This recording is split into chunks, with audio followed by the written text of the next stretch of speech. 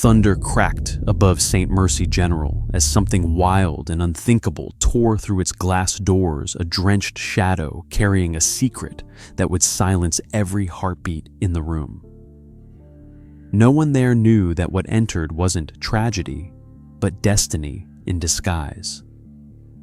If loyalty still means something to you like this video, subscribe and tell us in the comments where you're watching from, because this story will test what you believe about love and miracles. Rain hammered the parking lot outside St. Mercy General as thunder rolled over the city.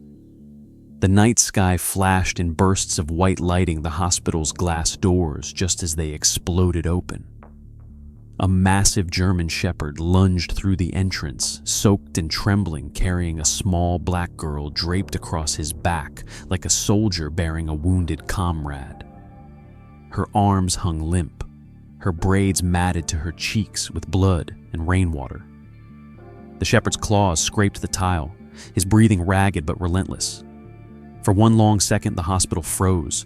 Nurses mid-stride, doctors holding charts, patients staring from their seats, all stopped at once. The hum of the fluorescent lights filled the silence. The animal's amber eyes darted from face to face, wild yet focused, commanding without a sound. He wasn't lost. He was on a mission. The girl's blood trailed behind him, red against the polished white floor, marking a path of desperation. Her dress was torn near the shoulder, her left shoe missing, and her small wrist bore a cracked hospital bracelet half covered in grime. The shepherd's fur gleamed dark with rain, but beneath it streaks of dried blood clung stubbornly, none of it his own. Somewhere deep inside, instinct and memory had fused into one purpose: find help before the light in the girl's eyes disappeared. The reception clerk's hand hovered over the phone, but she couldn't move. The dog's presence radiated both warning and plea. It was Nurse Camille who finally stepped forward. Her voice shook but carried warmth. "Easy now," she whispered, crouching low. "We're going to help her." The shepherd growled low, deep enough to vibrate in his chest, protecting the fragile body at his feet. Camille stayed perfectly still. "You brought her here," she continued softly. "You did good, boy." His ears twitched. The tension in his shoulders faltered for a heartbeat.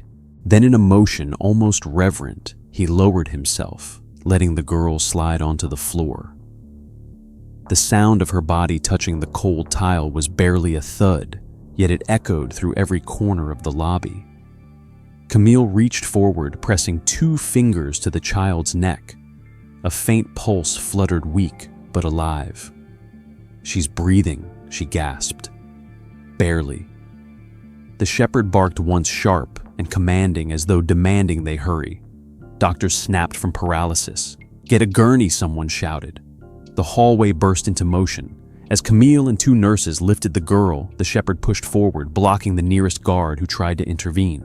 The guard raised a hand, then froze when the dog's eyes met his eyes, full of fear, exhaustion, and something profoundly human. It wasn't rage keeping him there. It was love. They wheeled the girl down the corridor, the shepherd pacing beside them like a shadow. His paws slipped once on the tile, but he caught himself and kept going head low, matching the stretcher's rhythm. Twist 1 had already been revealed. The blood caked across his coat wasn't his, it was hers. Yet he had carried her across miles of rain and asphalt without leaving her behind. Now came the second revelation. When the team reached the trauma bay doors, the dog suddenly stopped, sitting directly beneath the glowing red emergency sign, as if he'd done it before. The security footage later would show his hesitation, his head lifting toward that word, that light, as though it was a memory, not instinct, guiding him back. Camille pushed through the swinging doors, shouting vitals, pulse-weak blood pressure crashing possible internal bleed. The shepherd barked again, pacing in place, eyes locked on the doors that had just swallowed her. Rain pooled around his paws. He didn't leave. Even when 2 orderlies tried to coax him outside, he lowered his body to the tile, unmoving, watching the corridor that led to her. Nurses whispered. Someone swore under their breath. "He brought her here," Camille said again, more to herself now. as if repeating the fact would make it less unbelievable. In her 15 years in emergency care, she had seen every form of chaos, every way life could twist itself toward tragedy. But nothing had prepared her for a creature who carried hope on his back through a storm. When the trauma bay door slammed open again and the doctors shouted for blood, the shepherd jumped to his feet and tried to follow. The guard held him back, but Camille shook her head. "Let him in." The guard hesitated, then stepped aside. The shepherd entered quietly, his paws making no sound, now his eyes fixed on the fragile girl as monitors screamed around her. He sat in the corner, drenched and trembling, but still composed, waiting. The trauma bay doors slammed behind the gurney, and chaos unfolded like a storm trapped inside four walls. The fluorescent lights glared down on steel instruments, gloved hands, and faces twisted with urgency. The little black girl motionless on the stretcher looked almost too small for the table.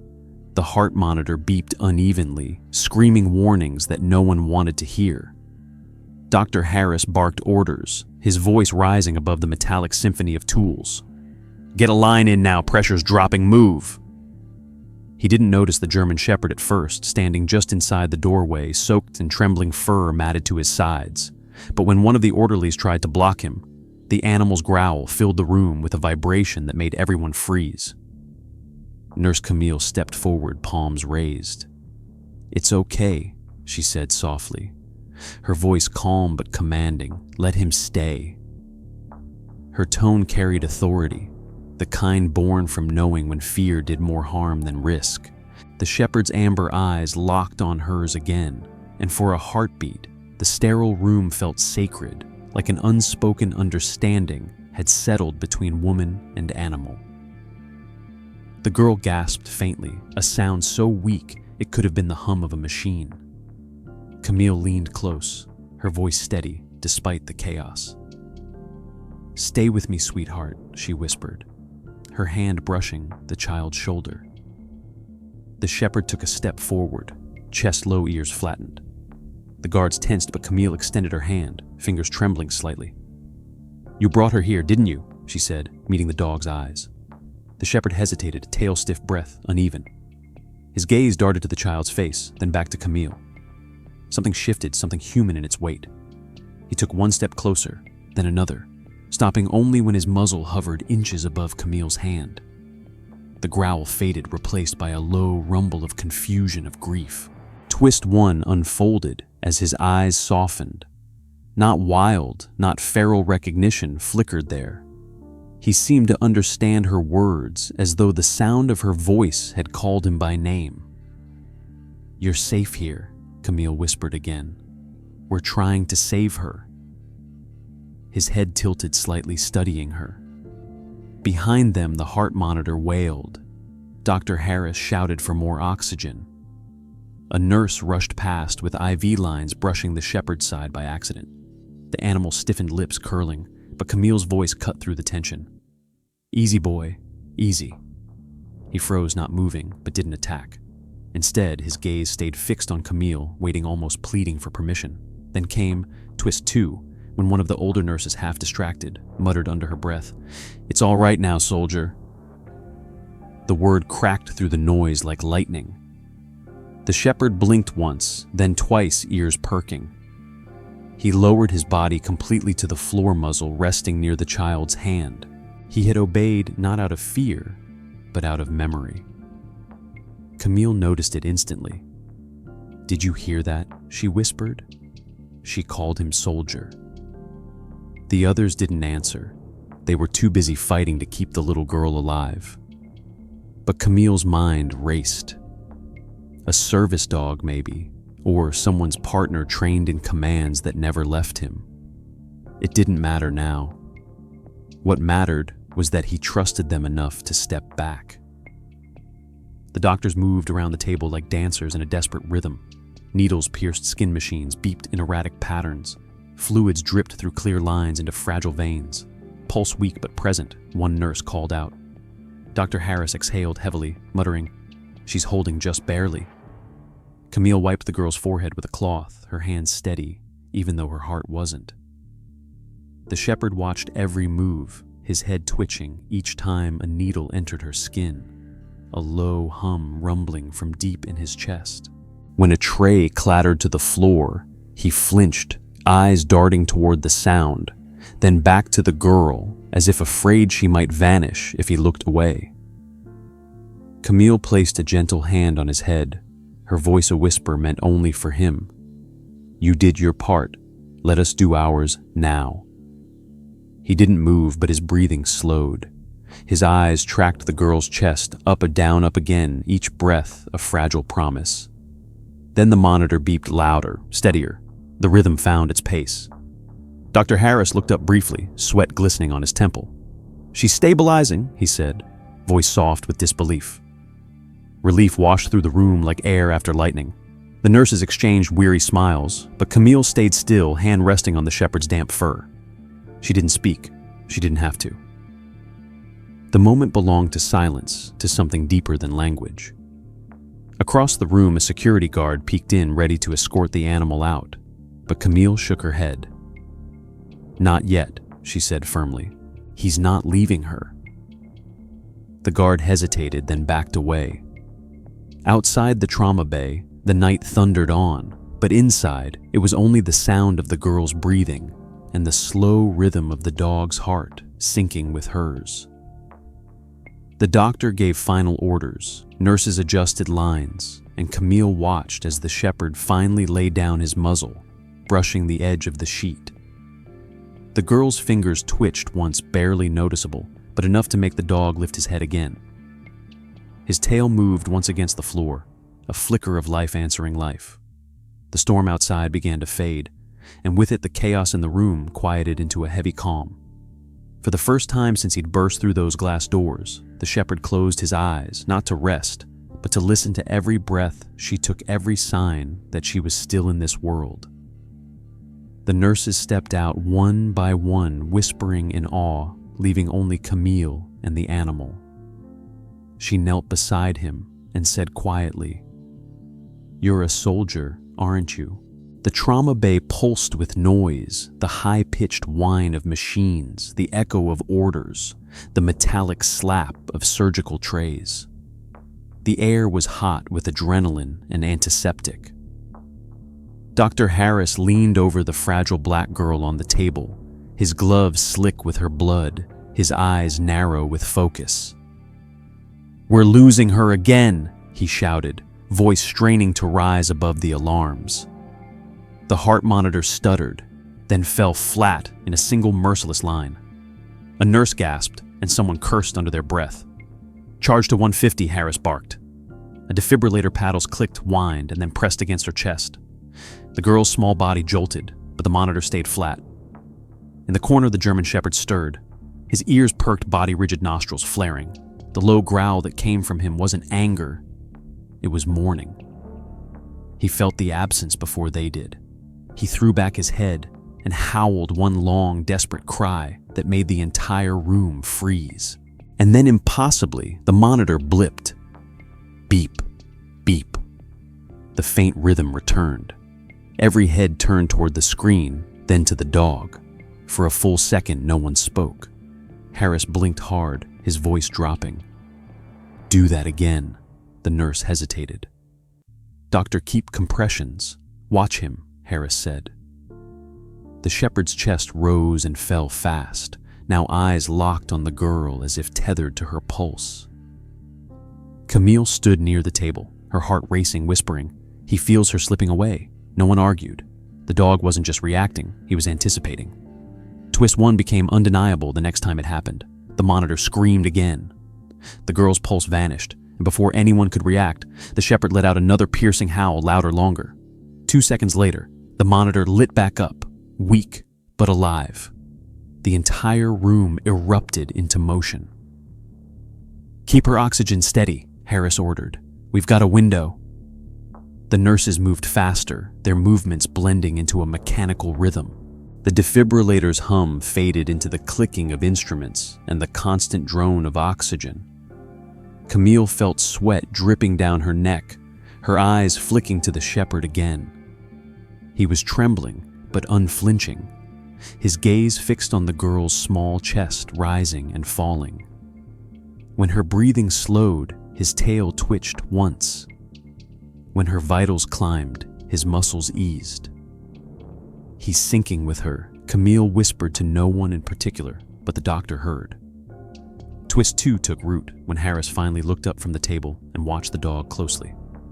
He noticed the pattern the shepherd's breathing aligned perfectly with the child's respirations. Every time her oxygen dipped, his nostrils flared. Every time her pulse steadied, his chest relaxed. "That's not coincidence," Harris murmured. "He's connected to her somehow." He leaned closer to the nurse beside him. "Keep him in sight. Don't remove him from the room." They worked in silence after that, the storm outside beating against the windows as if trying to get in. Camille checked vitals, her movements gentle but deliberate, glancing at the animal between each step. The dog's eyes were deep pools of amber fixed on the girl like a guardian refusing to blink. Blood bags hung above clear lines dripping into her veins, each drop a fragile thread between life and loss. When the girl coughed once weak-broken, the dog's head jerked up. His ears twitched, his gaze flicked toward Camille as if urging her to do something. Camille wiped the girl's lips gently, whispering, "You're safe, baby. You're safe now." The shepherd whimpered softly, pressing his chin against the base of the table, trembling but steady. The entire team worked around him as if he were part of the staff, not an intruder. His presence was no longer strange, it was necessary. Dr. Harris caught himself muttering numbers to the rhythm of the dog's breath. 82 pulse, good. 60/40 pressure. Come on, kid. Each number matched a rise or fall in the shepherd's chest. The sync was perfect. Camille couldn't tear her eyes away. It wasn't logic anymore, it was faith. The storm howled outside. Thunder shook the window frames. Somewhere lightning flashed, casting harsh shadows across the sterile room. For a split second, everyone looked ghost-like, moving in fragments of light and motion. The girl's body convulsed once more under a defibrillator shock. The line steadied. The room filled with a single sound, the steady beeping of a heart that refused to stop. Harris lowered the paddles, breathing hard, eyes wet. "She's coming back," he said, voice barely above a whisper. Camille leaned on the edge of the table, whispering a prayer she didn't even believe she remembered. "You brought her back again, didn't you?" she murmured to the shepherd. The dog looked up, meeting her gaze, and for a moment the chaos faded. His eyes weren't wild anymore, they were calm, resolved. He'd done this before, maybe not in a hospital, maybe not with humans, but the way he guarded her, the way he seemed to sense her life, he was something more than instinct. When Harris finally called for vitals check, the numbers held steady. The girl's color began to return, faint warmth seeping into her cheeks. Camille adjusted her IV, then knelt beside the shepherd. "You don't leave her side, do you?" she whispered. He didn't blink. His breathing slowed to match the quiet hum of the monitors. A nurse leaned in and whispered, "Doctor, her temperature's climbing back. She's stabilizing." Harris exhaled a shaky laugh, one that carried disbelief and gratitude. "Then so are we," he said, pulling his gloves off with a snap. The rain outside began to ease, softening from fury to drizzle. The night dragged on like a fever dream inside St. Mercy General. The storm outside had quieted to a low rumble, but inside the trauma bay, thunder still lived in the rhythm of machines and human hearts fighting against the dark. Dr. Harris leaned over the unconscious black girl, his movements deliberate, his face grim, his hands working through a pattern that was both ritual and desperation. "Pressure is dropping again," a nurse announced, voice shaking. "She's not responding," another voice called out. Her oxygens below 40 monitors wailed, and every beep stabbed the room with dread. The German shepherd lay near the foot of the table, his coat still wet from the rain, his head lifting every time a new sound echoed. The floor around him glistened, reflecting the sharp white light that made the air feel sterile and hollow. Nurse Camille stayed by the girl's side, whispering reassurances the child couldn't hear her gloved hand resting lightly on the girl's small fingers.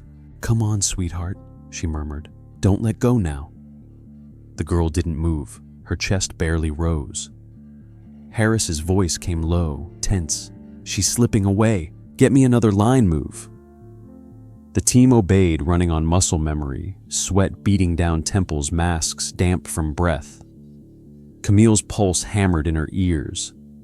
She looked at the shepherd, who sat like a statue, eyes fixed on the little one. Then the sound came, the long, unwavering flatline. The monitor held one continuous tone that cut through bone and hope alike. Harris's shoulders sagged. He dropped his head for half a breath, just long enough for despair to make its claim. "Call it one," nurse whispered, her voice brittle. He didn't answer. The flatline continued, merciless, demanding surrender. That was when the shepherd moved. His claws clicked once against the tile as he rose, his body trembling but purposeful. He stepped forward, ignoring the gasps, ignoring the command shouted from a security guard who had just entered. The shepherd pressed his front paws onto the side rail of the hospital bed, his head bowing close to the child's shoulder. He held still, not barking, not whining, just breathing, slow, deep, steady. The light from the monitor flickered across his wet fur. And then impossibly the tone broke. Beep. A faint heartbeat pulsed across the screen, weak but real. Beep, beep. Everyone froze. The doctor's head snapped up, disbelief widening his eyes. "What the hell? Check the leads," a nurse obeyed, fumbling with wires. "They're secure," she whispered. "It's her. She's back." Twist one unfolded in silence. The shepherd's paw still rested against the rail, his eyes locked on the girl's chest, as if willing it to rise again. Harris stared at the monitor, then at the dog. "Keep him there," he said, voice low, hoarse. "Nobody moves him." Camille's eyes brimmed with tears. "He brought her back," she said, barely audible. The nurse beside her nodded slowly, mouth open, unable to speak. The dog didn't move his paw. He simply stood there, steady as stone, his breath sinking with the girl's one inhale for each faint rise of her chest. The rhythm grew stronger, steadier, until the heart monitor found a beat that no longer trembled. Harris's disbelief turned into action. "All right, stabilize her, let's go." The trauma team erupted back into movement. Fluids were swapped, tubing replaced syringes, passed hand to hand like lifelines. The air filled again with urgency, but now it carried something else, faith. Twist 2 emerged when Harris leaned closer, studying the shepherd's unflinching form. "He's triggering her parasympathetic response," he muttered under his breath. "His presence is lowering her stress markers. Look at her vitals, they're responding to him." Camille blinked through her tears. "You mean he's saving her?" "I mean, we'd be losing her if he weren't here," Harris replied. He gestured toward the guard who hovered near the doorway. "No one touches that animal. He stays." The guard hesitated, then nodded. Camille wiped her face with her sleeve and adjusted the IV drip, whispering softly to the child, "You're not alone, baby. He's here with you." The girl's hand twitched slightly, her fingers brushing against the air as if reaching for something. The shepherd lowered his head, pressing his nose gently against her wrist. Camille saw it, the faintest flicker of movement in the child's hand curling toward the muzzle that had carried her through the storm. "She's responding," Camille breathed. "She can feel him," Harris's voice softened. "Then don't let them separate." The team worked into the next hour in a strange, reverent silence. Each sound became a prayer, the hiss of oxygen, the pulse of monitors, the soft scuff of shoes. The storm outside faded completely, leaving behind the faint patter of rain that sounded almost peaceful. The shepherd finally lowered himself to the floor, exhausted, but his gaze never left her. His body curled near the base of the bed, one paw still resting lightly against the rail. He looked less like an animal and more like a sentinel carved from devotion. Camille sank into a chair beside him, unable to tear her eyes from the pair of them, child and dog, tethered by something no human word could explain. The clock above the door ticked past 3. AM, she's stabilized, Harris finally said, voice low. We'll transfer her to observation soon. The nurses exhaled one by one, the weight of hours lifting slowly off their shoulders. Camille smiled faintly through exhaustion. You did it, she whispered to the shepherd. He didn't react, only blinked the slow movement of someone who had seen too much, but would never stop watching. The dawn crept slowly over St. Mercy General, washing away the storm and replacing it with a muted gray calm. The fluorescent lights inside the trauma bay had dimmed, leaving a soft hum that carried the weight of exhaustion and relief. The little black girl lay cocooned in white blankets tubes running from her small arms, her fragile chest rising in steady rhythm. Beside her bed, the German shepherd still lay curled near the rail, eyes open, vigilant, refusing to surrender to sleep. Nurse Camille sat slumped on a stool, her body sore, her mind racing with questions. Dr. Harris had left hours ago, muttering something about miracles and reports, but she couldn't stop replaying the night. The blood, the storm, the flatline, the paw pressed against the bed, the impossible return of life. She looked down at the shepherd, whispering softly, "Who are you, boy? Where did you come from?" He didn't blink, only shifted slightly, pressing closer to the bed when the girl's hand moved faintly beneath the blanket. The bond between them had become a living thing, invisible, but real enough to make even science pause. By mid-morning, hospital security arrived to collect the overnight footage. A technician wheeled in a monitor, scrolling through time-stamped clips. Camille stood behind him, arms folded, the scent of coffee and antiseptic thick in the air. The footage began at 2:14 a.m. rain slanting sideways under the streetlight, the glass doors shuttering open, the shepherd emerging from the darkness with the child across his back. Twist 1 appeared in full clarity. The way he moved wasn't random. He wasn't running from something. He was moving toward the hospital step by step, never looking back, his head low, but his stride unwavering. Each frame showed determination, purpose, and something eerie knowledge. He stopped exactly beneath the emergency sign before entering, as if guided by memory, not instinct. Camille's pulse quickened. He knew she murmured. He knew where to bring her. The technician nodded slowly, eyes fixed on the grainy image. Dogs don't just wander into hospitals, he said quietly. He wasn't lost.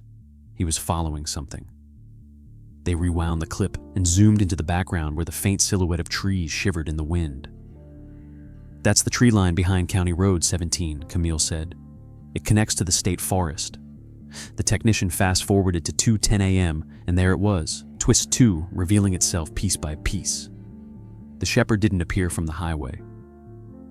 He came from the forest, the camera catching the brief flicker of his reflection against a wet road sign that pointed toward an area known to locals as the Old Ranger's Ridge. Camille frowned. That's not just forest out there. There's an old ranger cabin about a mile in. It's been boarded up for years. The technician blinked. You think he came from there? I don't think, she said slowly. I know. A chill rippled down her spine. The ridge was part of an old park reserve, closed after a disappearance, nearly a decade earlier. A park ranger named Darius Miles had vanished there during a storm, leaving behind nothing but his service dog. Camille's heart skipped. Could it be possible? The shepherd looked up at that exact moment, as if hearing his own history whispered through the air. His amber eyes met hers, deep and unreadable, but full of something ancient memory, sorrow, loyalty beyond years. We need to call the authorities, she said finally. By the time the police arrived, the morning had settled into routine hospital rhythm intercom. Calls, squeaking shoes, murmured conversations, but in the trauma wing, it still felt sacred. Detective Rowan, a broad man with a lined face and careful tone, stood beside the security monitor, his eyes narrowing at the footage.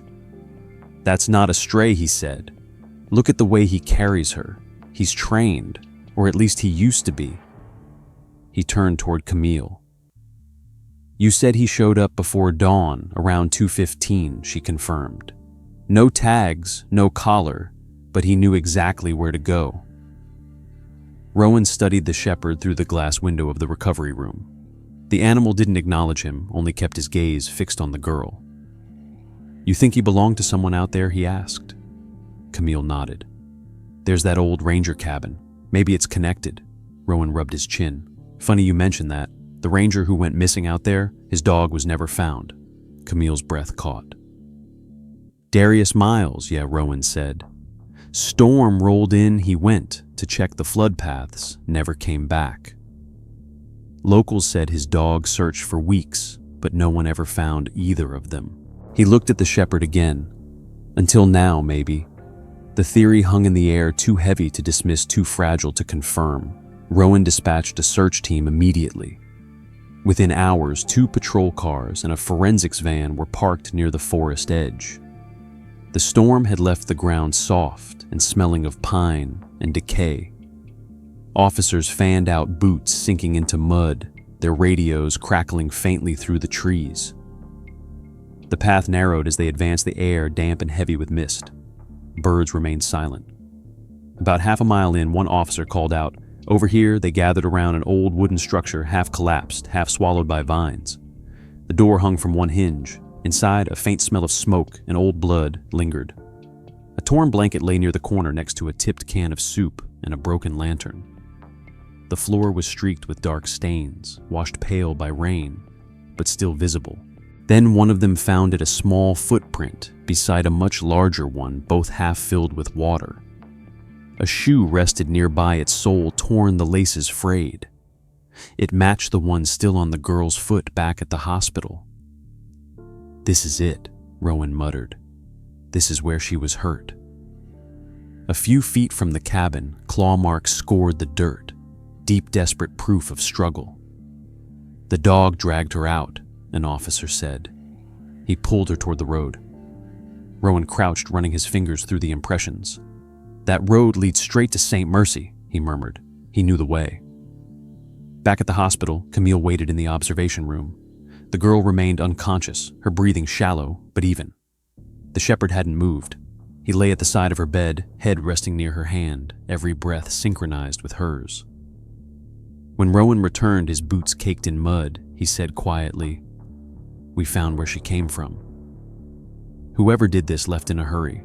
The forest beyond Old Ranger's Ridge was still soaked from the storm when the search team returned to the site at first light. Mist clung to the trees like ghost breath, and every step sent ripples through puddles that mirrored the gray sky. Detective Rowan led the way, boots crunching over wet leaves, his flashlight cutting through the dim undergrowth. The crime scene tape from the previous night still fluttered weakly in the wind, yellow against the endless green. Behind him, 2 officers carried evidence kits, while a forensic technician adjusted the camera hanging from her neck. The air smelled of pine and rusted iron blood, long dried, but never forgotten. "This is where it happened," Rowan said, quietly scanning the ground. The faint marks of claw prints trailed from the cabin door toward the dirt path, fading into the deeper forest. "He fought for her," one officer murmured. Rowan nodded grimly. "Yeah, and by the look of it, he won." Inside the cabin, the light was thin and cold, filtering through cracks in the wood. A broken chair lay overturned near a dark patch on the floor. The blanket from before had been bagged and removed, but new evidence gleamed under the dust. A half-torn photograph pinned beneath a rock showing a smiling black ranger in uniform beside a German shepherd that looked almost identical to the one now resting in St. Mercy General. Rowan picked it up with gloved hands, his voice tightening. Darius Miles. The missing ranger's name felt heavy in the still air, a ghost resurrected by a chance discovery. "That photo's got to be 30 years old," the technician whispered. Rowan nodded. "Yeah, but look at the dog." She leaned in, eyes widening. "Same eyes, same scar on the ear. It's him or his bloodline." He slipped the photo into an evidence bag and turned toward the others. "Keep looking, we're not done yet." They moved systematically through the cabin, collecting fragments of a story too cruel to imagine.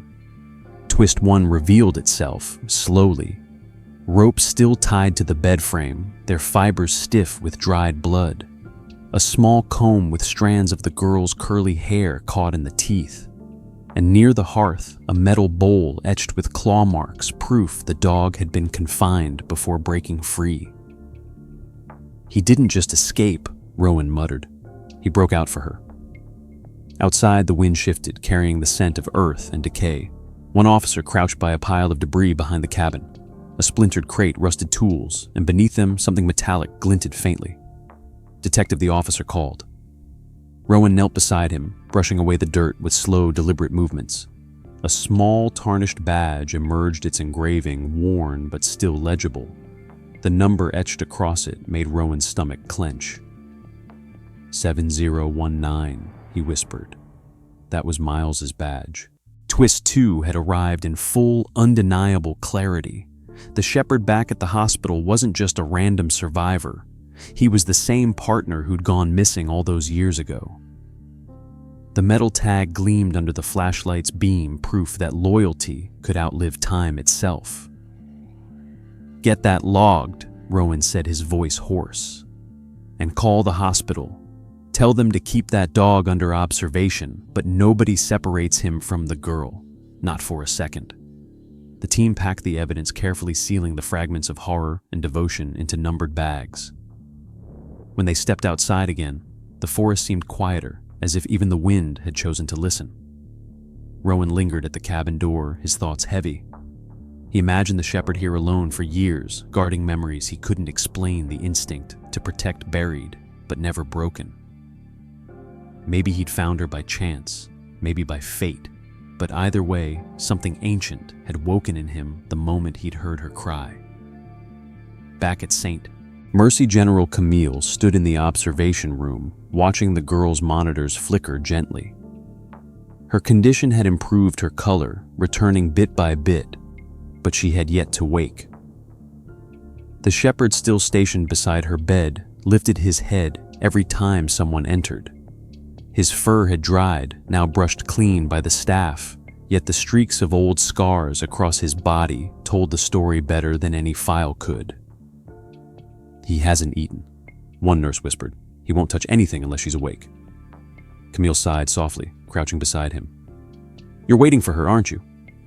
The shepherd blinked, his gaze unwavering, the kind of steady focus only a soldier could hold. She ran her hand along his neck, feeling the faint ridge of an old service tattoo under the fur numbers, almost faded but still there, K97019. Her heart stopped. It was the same number the detective had just radioed in minutes ago. She stood slowly, whispering, "You're his partner. You're Miles's partner." Her voice trembled as the realization sank in. "You never left your post." The dog's ears flicked his attention, shifting towards the window where morning light poured through, washing the sterile room in gold. Camille's throat tightened as she called the detective back. "Rowan, I think you're right. The tag, the scars, the training. It's all him. He's the same shepherd from the Ranger case." Rowan's voice came through static. "If that's true, nurse, then that dog has been out there alone for almost a decade. Waiting," she said quietly, "for someone to save." Silence followed, heavy and reverent. In the bed, the little girl stirred her fingers, twitching faintly against the blanket. The shepherd lifted his head, immediately alert, his gaze locking on her face. Camille's breath hitched. "Come on, sweetheart," she whispered. "He's right here."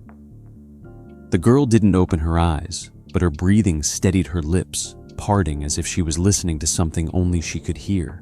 The monitors reflected it, the smallest rise in vitals, the subtlest heartbeat gain. "He's connected to her," Camille murmured. "He's sharing whatever's keeping him alive." The detective's voice on the line grew soft. "Then maybe he's finally found what he was waiting for." When the team packed up from the cabin, Rowan took one last look over the forest. He could still see the faint path leading toward the road, the same one the shepherd had used to carry the girl through rain, mud, and darkness. He didn't just survive, Rowan said to no one. He fulfilled his mission. Back at the hospital, Camille sat beside the bed again. She whispered to the sleeping child, "He came back from the dead for you, honey. Now it's your turn to come back for him." The shepherd pressed his muzzle against the edge of the bed rail. his breath steady, his body still and strong, despite the years that had shaped him. Night returned to St. Mercy General like a blanket pulled tight over the city. Outside, the rain had vanished, leaving only the smell of wet earth rising through the vents and the steady hum of fluorescent lights bleeding pale blue over the hospital corridors. The pediatric recovery ward had quieted to whispers and sighs, the storm of activity now replaced by a hush that felt almost sacred. In room 312, the air was still except for the faint rhythm of the heart monitor tracing the fragile line of a little black girl's life. The German Shepherd, his fur now clean, his scars glinting faintly beneath the dim light, lay stretched beside her bed, head resting on his paws, eyes open and alert. He hadn't eaten in 20 hours. The metal bowl beside him sat untouched, the water long gone warm. A nurse named Jordan had tried to coax him with cooked chicken from the cafeteria, but the dog hadn't moved. He simply stared at the girl's face as if every breath she took dictated his own. When Jordan reached down to pet him, the shepherd didn't growl, but his gaze flicked sharp and focused, warning her without malice. He wasn't being disobedient. He was on duty. Camille entered quietly, her shoes barely making a sound on the tile. She'd been there through the night before, and again, after her shift ended, unwilling to go home while the two of them remained suspended between hope and heartbreak. "You still won't rest, huh?" she whispered, crouching beside him. "You're running on something stronger than sleep." The shepherd blinked once, slow and deliberate, the same way a soldier acknowledges a superior officer. Twist 1 revealed itself as the hours dragged on. When the veterinary tech arrived with a sedative shot, the doctor's order was clear. He needs to rest. He's dehydrated, exhausted, and might collapse. But when the syringe pierced the skin of his flank, the shepherd didn't flinch. Instead, he turned his head toward the girl, eyes wide, body shaking once before steadying again. 10 minutes passed. 15. The sedative did nothing. "He's fighting it," Jordan whispered. "That dose should have put him out cold." Camille knelt beside the bed, her gaze moving from the unmoving dog to the flickering green lines on the monitor. "He won't let go while she's still like this," she murmured. "He knows his purpose." The tech looked baffled. "I've never seen anything like this." Camille smiled sadly. "Neither have I." Midnight crept in, pulling silence across the hospital. Only the hum of machines and the faint beeping of monitors broke the stillness. Camille had settled into the chair near the window, head tilted against her hand, drifting somewhere between sleep and prayer. The shepherd remained exactly where he'd been, eyes never closing body, still except for the steady lift and fall of his chest. Twist 2 unfolded slowly in moments that at first felt like coincidence, but soon became impossible to deny. Around 1:30, the girl's heart rate began to dip, the soft blip of the monitor stretching thinner between beats. Camille stirred awake to the sound, her hand flying to the call button. Before she could press it, the shepherd stood abruptly, his claws clicking against the tile. He pressed his muzzle gently against the girl's arm, breathing against her skin, his chest rising in a calm, rhythmic pattern. The monitor steadied. The heart rate climbed, the oxygen level evened out, the alarm silenced itself. Camille froze, staring at the screen, then at the shepherd. "No way," she whispered. But the pattern continued. Each time he touched her, her vitals improved. Each time he withdrew, the lines wavered. The connection was undeniable, she whispered softly. "You're healing her." The dog didn't move, didn't look away, but his tail flicked once, a faint signal of awareness, as though he understood exactly what she'd said. Over the next hours, nurses passed by the room, drawn by quiet curiosity. They peeked through the small glass window and saw the same sight repeated again and again, the dog touching her arm with the gentlest nudge, the machines responding like instruments obeying a conductor. Word spread across the floor like gospel. Even the on-call physician, a man who prided himself on logic, stopped outside the door and whispered, "I've seen adrenaline do strange things, but never faith." Camille smiled faintly. "Sometimes they're the same thing." At 3 in the morning, a janitor, pushing his mop, paused in the hallway and leaned closer to the door, watching the scene inside. The soft light illuminated the girl's peaceful face and the dog's stillness beside her. He crossed himself quietly, muttering, "That's God's work right there." Inside, the air carried warmth now, as if the sterile walls themselves were breathing again. Camille looked up at the ceiling, fighting the tightness in her throat. "You were never meant to be just a pet," she whispered. "You were meant to carry someone home." The shepherd turned his head slightly toward her voice, his eyes shimmering with reflected light, then back to the girl. A soft sigh escaped his muzzle as he lay back down, resting his head gently near her hand. For a moment, her small fingers twitched, brushing against his fur. It was fleeting, fragile but real. Camille gasped softly, covering her mouth. "You feel her too, don't you?" she whispered. The dog stayed still, yet everything about his posture spoke yes. Outside, the world began to lighten again, dawn breaking slow and quiet over the parking lot. The first pink rays slipped through the blinds, painting soft gold across the sheets. The girl's vitals held steady now, her breathing calm, her lips no longer pale but tinged with life.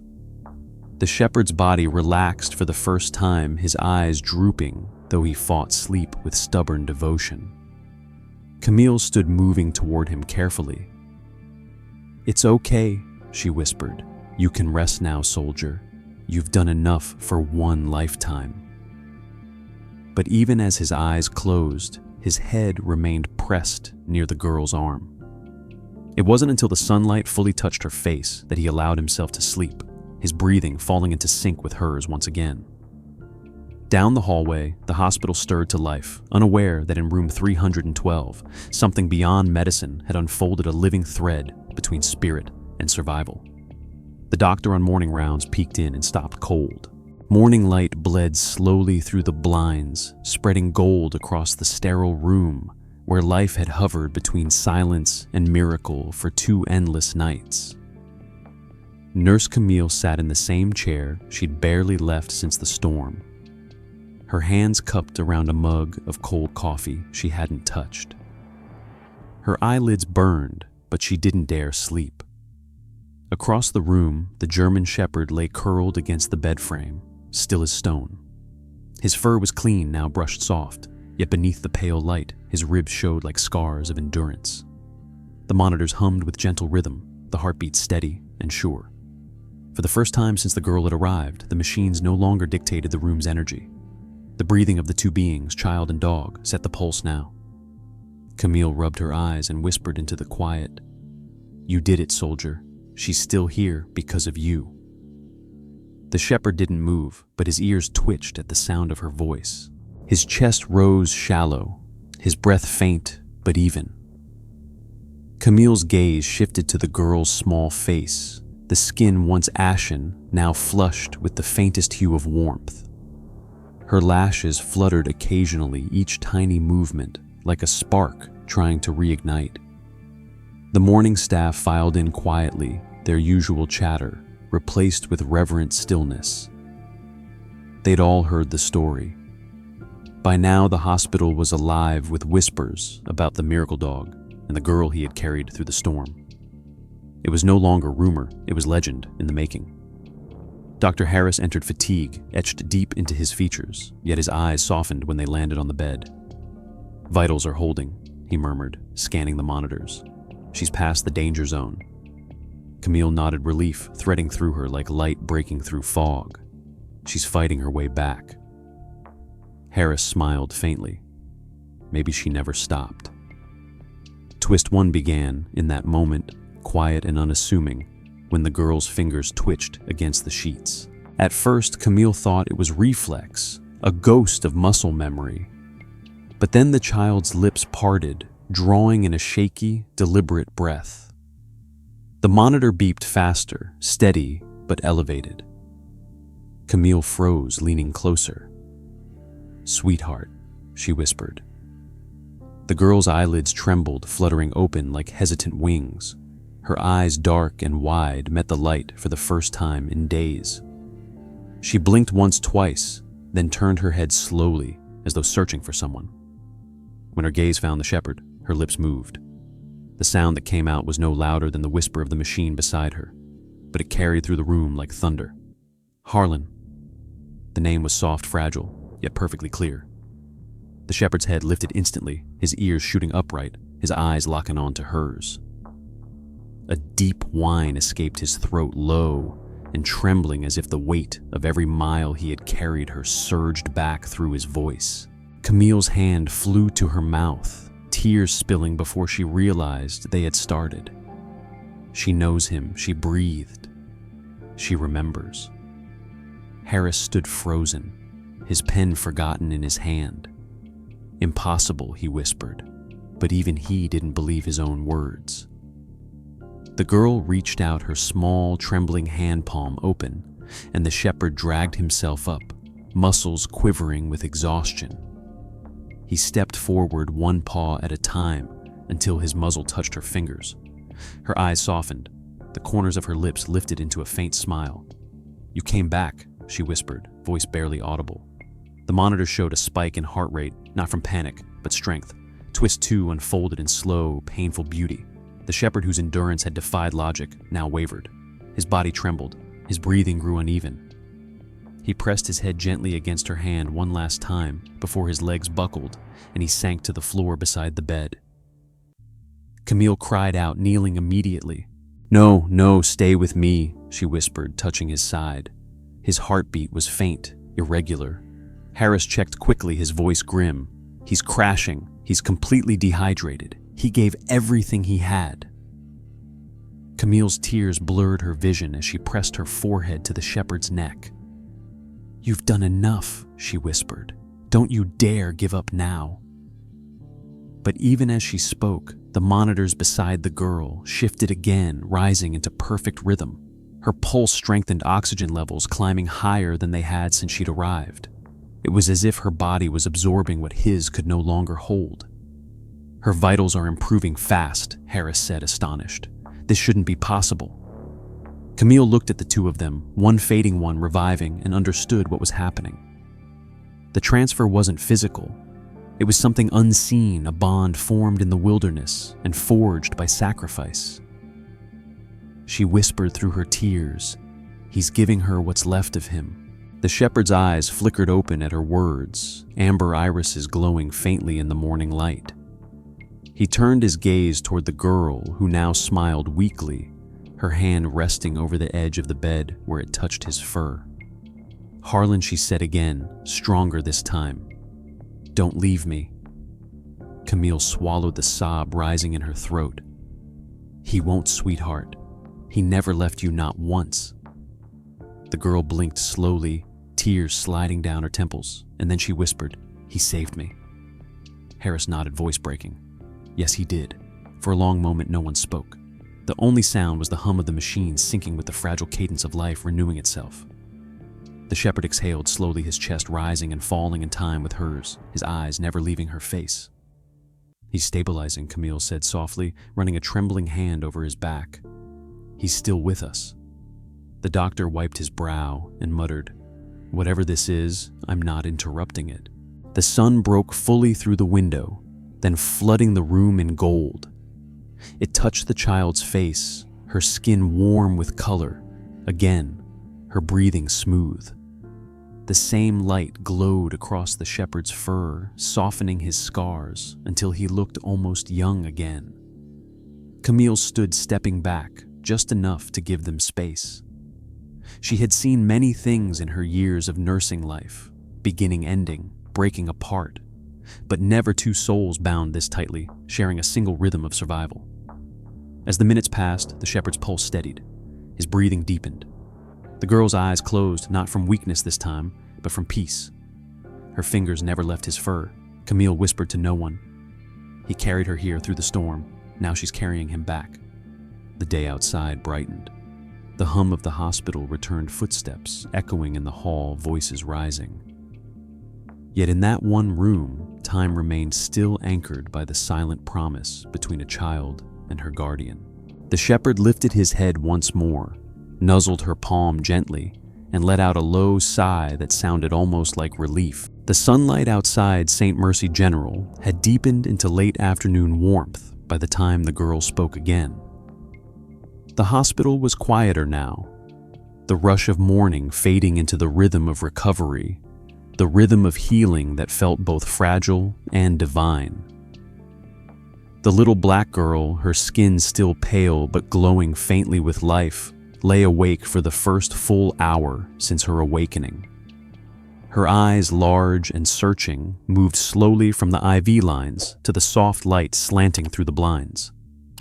The German Shepherd Harlan rested with his head on the edge of her mattress, his amber eyes half closed but alert beneath the surface of exhaustion. His breathing had steadied, but the slight tremor in his muscles betrayed how much strength he had spent to keep her alive. Nurse Camille sat nearby, watching the two of them with a mixture of awe and tenderness. "How are you feeling, sweetheart?" she asked, gently touching the girl's wrist. The child turned her head, her voice a whisper made of breath and memory. "Tired," she said softly, "but warm. He's here."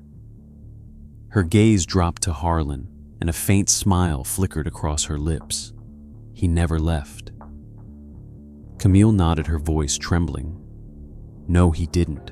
He brought you all the way here." The girl's eyes filled with tears, not of pain, but remembrance. "It was raining," she whispered. "So cold. I thought I was going to sleep forever." Her hand trembled as she reached down to stroke Harlan's head. He wouldn't let me. Dr. Harris entered quietly, clipboard in hand, his voice softer than usual. "You gave us a scare, young lady. You're very lucky to be alive." The girl blinked, her voice cracking. "He saved me." Camille glanced at Harris, then back at her. "Can you tell us what happened?" she asked gently. "Only if you're ready."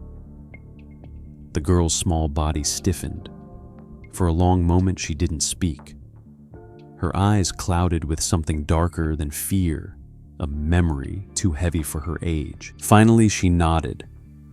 "He said he was my uncle." She began, her words faltering. "He came to school one day and told the teacher that Mama was sick. He said he'd take me to her. I believed him."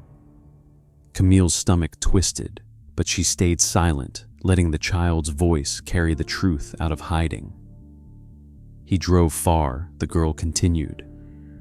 "The trees got thicker and there were no houses anymore. Then the car stopped. He said we'd wait for Mama there."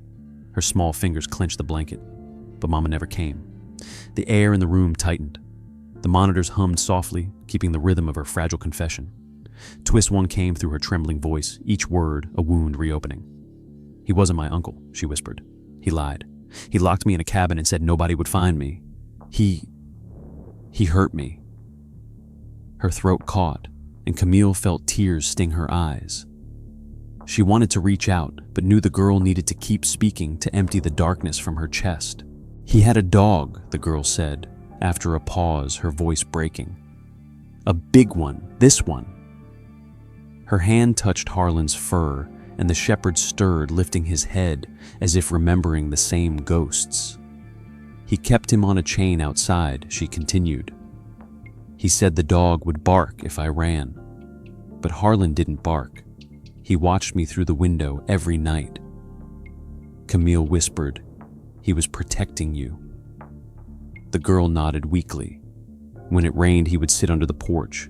When I cried, he would whine." She wiped her tears with the back of her hand. "That night, the night he saved me, he broke the chain." Twist 2 began to surface in fragments between her trembling breaths. "The man came in angry," she said. "He said I was making too much noise. He grabbed me, and I screamed, and then I heard the chain snap. Harlan ran in through the door. He knocked him down." Camille swallowed hard, the image sharp in her mind. The girl's words came faster now, not from fear, but relief. "He bit him on the arm. The man yelled and I ran. Harlan pushed the door open more and barked until I followed. It was raining hard, but he didn't stop. I fell once and he came back for me. He picked me up." Her voice broke completely. "He carried me." Harris stood still, unable to write, his eyes glistening. The girl pressed her palm against Harlan's muzzle, whispering, "He wouldn't stop." I told him to go back, but he wouldn't. I remember his fur, it was warm, even when everything else was cold. Camille leaned closer, her hand covering the child's. "He carried you through the storm," she said softly. "He knew where to go." The girl nodded, tears streaming freely now. "There was a light," she said, "a red light far away. I saw it flashing through the trees. He followed it." Harris frowned slightly. "A red light." "It was the hospital sign," Camille whispered. "The emergency sign." The realization hit her like a wave. Twist 2 completed itself in full clarity. Harlan had not wandered aimlessly through the night. He had seen the red light in the distance and carried her toward it, every step guided by instinct, sharpened through training, long forgotten, but never lost. "He followed the cross," Harris murmured. "He followed the only light left to trust." The girl nodded again, exhausted, her voice fading into a whisper. He never looked back. The room fell silent. Harlan rested his head on the edge of the bed, once more, eyes heavy, but bright with something deeper than fatigue recognition. Camille wiped her cheeks, her throat thick with emotion. "You saved each other," she said quietly. "He gave you his strength, and you gave him a reason to keep going." The girl smiled faintly, the corners of her lips trembling. "He was never afraid," she whispered. Not even when everything was dark. Camille brushed a hand through the child's hair. "That's what heroes do." Harris placed his clipboard down and sighed. "The police will take your statement when you're ready," he said softly. "But for now, just rest. You're safe here."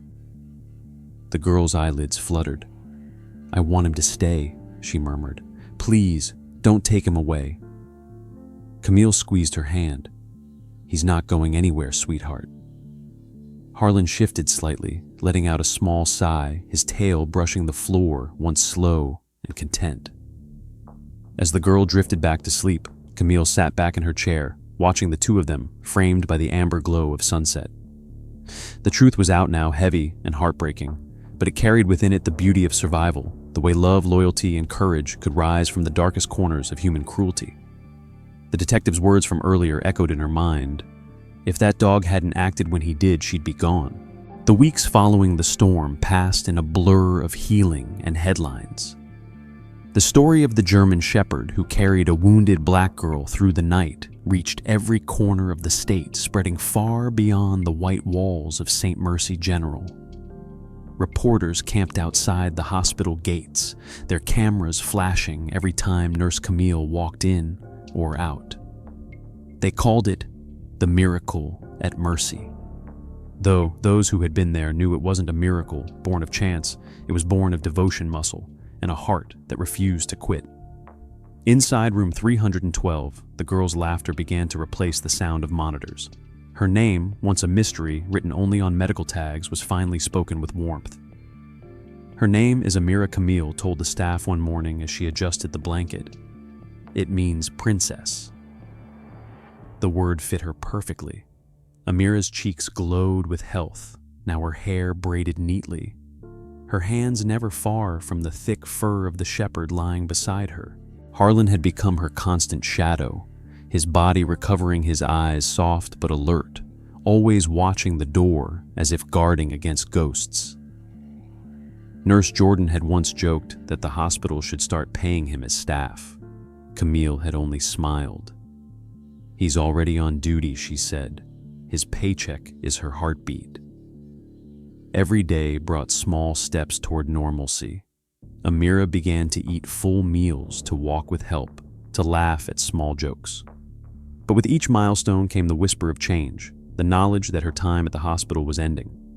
One afternoon, a social worker from Child Services arrived, papers in hand, her tone professional yet kind. "She's ready for placement," she told Camille. "We found a foster family who specializes in trauma care. It's a good home." Camille nodded but said nothing, her gaze drifting toward the window where Amira and Harlan sat together on the floor, the girl braiding a tiny ribbon into the dog's collar.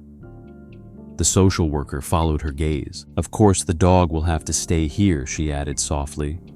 "Hospitals can't discharge animals with minors. It's policy." Camille's chest tightened. policy, she repeated quietly. I see. That night, Camille stayed later than usual, sitting with Amira as the sky outside turned violet. You'll have a new family soon, she said gently. A place with a backyard, toys, people who'll take care of you. Amira's smile faded. Can Harlan come? Camille hesitated, choosing her words with care. Sweetheart, he might have to stay here a little while longer. The girl's eyes widened, shimmering with panic. No, she whispered. He can't. He doesn't sleep when I'm gone. He needs me. Her hand clutched the dog's fur, trembling.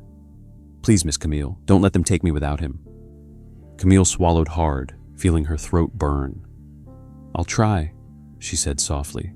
I promise I'll try. The next morning, Child Services returned. The paperwork was ready, the transport van waiting outside. Amira clung to Harlan's neck, tears soaking into his fur. He saved me, she cried. He's my family. The shepherd didn't move his body, braced protectively around her, his low rumble warning anyone who dared step closer. For a moment, even the officer holding the clipboard froze, uncertain what to do. Twist 1 unfolded quietly, but powerfully, when the hospital administrator himself stepped into the room. Let her keep him, he said. His voice carried the weight of authority, but also compassion. This hospital has seen a lot of rules save lives, but today I think breaking one might save something even more important. The staff exchanged glances, relief flooding the room like sunlight. Paperwork was re-signed, phone calls were made, and within hours, both Amira and Harlan were discharged together. The crowd that had gathered outside parted as they stepped through the glass doors. Amira walked carefully, one hand clutching Harlan's collar, the other holding Camille's hand. Reporters called out questions, cameras flashed, but all Camille heard was the soft sound of Harlan's steady paws against the pavement, the same sound that had once echoed through rain and fear, now marching toward peace. Months passed. St. Mercy General returned to its usual rhythm of emergencies and recoveries, but something invisible lingered in its halls, a sense of quiet grace. Camille kept a framed photo of Amira and Harlan on her desk, the caption reading, "The ones who came through the storm." Every now and then, a new nurse would ask about it, and Camille would tell the story, not the news version, but the real one, the one about faith and loyalty that transcended logic. Twist 2 arrived on a warm spring afternoon when the hospital hosted a small gathering in the lobby. The administrator stood beside a new plaque mounted on the wall beneath the red glowing emergency sign. It read, "In honor of Harlan the shepherd, who carried hope through the storm. His courage reminded us that love knows no species, and that sometimes the strongest medicine is loyalty." The crowd stood in silence as Camille placed a single red ribbon beside the plaque, her eyes wet but smiling. "He taught us something none of us could learn from a book," she said softly. "He taught us that the soul recognizes love, no matter what form it wears." That same evening, far from the hospital, the sun set over a small foster home surrounded by fields. Amira sat on the porch steps, Harlan's head resting on her lap. The air smelled of fresh-cut grass and new beginnings. The girl held a sketchbook in her hands, scribbling something with careful strokes. "What are you drawing?" her foster mother asked from the doorway. Amira smiled shyly. "The red light," she said, "the one he followed." Harlan's ears flicked, as if understanding his tail brushing gently against her leg. "It was the light that led us home." The woman nodded softly and stepped back inside, leaving them to the quiet. The sky glowed orange, the same color that had once spilled through the hospital window when Amira first opened her eyes. She looked down at Harlan. "You don't have to watch anymore," she whispered. "We made it." The shepherd tilted his head, then leaned closer, resting his muzzle against her knee. She laughed, that small, pure sound of a child who had finally stopped being afraid. Camille's voice still echoed in her mind from their last goodbye. "Whenever the world feels too heavy, remember he carried you once, but now it's your turn to carry what he taught you." Amira looked at the horizon, her eyes reflecting the fading light. "I'll never forget," she whispered. "Never." The wind swept softly across the porch, lifting the pages of her sketchbook. One page fluttered open a drawing of a German shepherd standing beneath a glowing red cross, his gaze fixed forward, unafraid. Harlan lifted his head, following the wind, as if searching for something beyond sight. Maybe it was instinct. Maybe it was memory. Or maybe it was just the part of him that had always belonged to the man he once served, to the forest he once guarded, to the mission that never truly ended. But for the first time since the storm, he didn't stand. He stayed still, content. The porch creaked beneath their weight, and the world felt right again. The end. If this story moved, you don't just scroll hit like subscribe and share it with someone who still believes loyalty can save a life. Tell us in the comments where you're watching from and what part of Harlan and Amira's journey touched your heart the most.